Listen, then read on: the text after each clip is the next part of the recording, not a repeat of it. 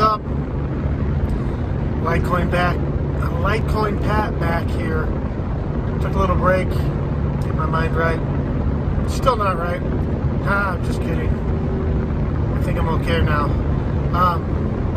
So I wanted to make a video today, and I don't really even have my thoughts together, but just kind of off the cusp about something that Saifedean is probably going to talk about in his new book, The Fiat Standard.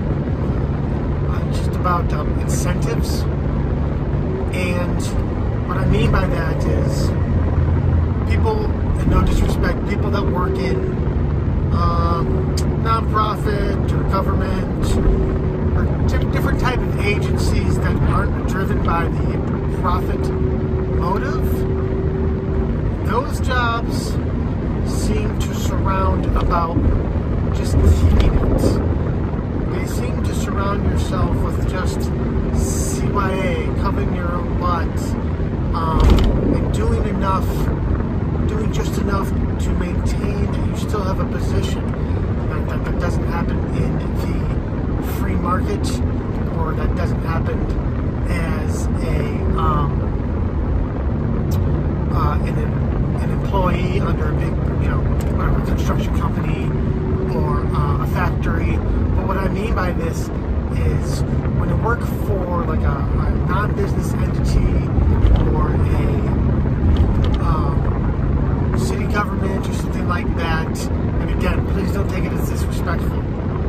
I know there's plenty of hard workers, but a lot of the times you see these different types of people, and the incentive is just to basically carry on, keep the job you have, maintain it, put your years in, and get out. While on the other side, if you're working for a business, if you're working for a organization, you want to put in as much as you can for as hard as long as you can either rise up or make your business grow because of the incentives. What I mean by the incentives is that if you're a business and the harder you work, the more you're getting out of it, then the more profits you have. Therefore, you're very incentivized to work as hard as you can for the profit that you can get. The profit motive is the thing that helps you achieve to work hard. Now, when you remove the profit motive, or maybe you just work for a salary, and of course you can't do a horrible job, but if you do a pretty good job or an absolute wonderful job, you still have the same incentive just to keep your job. So let's take a profession like maybe a police officer or a teacher or something else kind of in the same grade. And once again, no disrespect, there are wonderfully hardworking people in these different sectors. But let's say you know exactly how much you're going to make, and you have to do C-level material to keep your job. Or you could do A-level material because you just feel like you want to do A-level material and still keep your job. Okay? Well, what the incentives do is maybe some days you do show an A-level material and you do work at an A-level material, but since the incentive isn't there because you see other people doing C-level material, or maybe you show up one day and you yourself do C-level material and nothing really bad happened, or something really good didn't happen.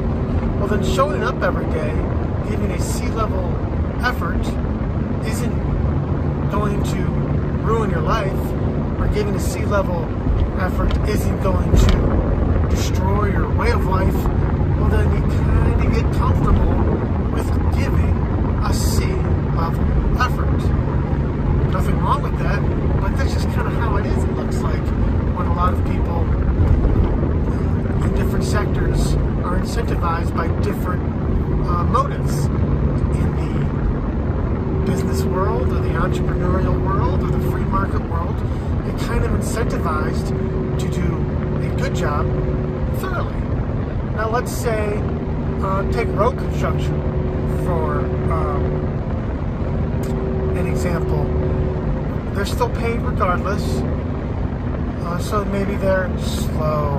Maybe they don't work as hard. Now I know people are going to blow up every example I give because there's exceptions to the rule.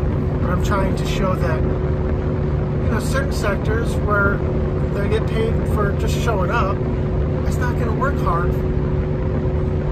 When on the reverse side, where you're paid for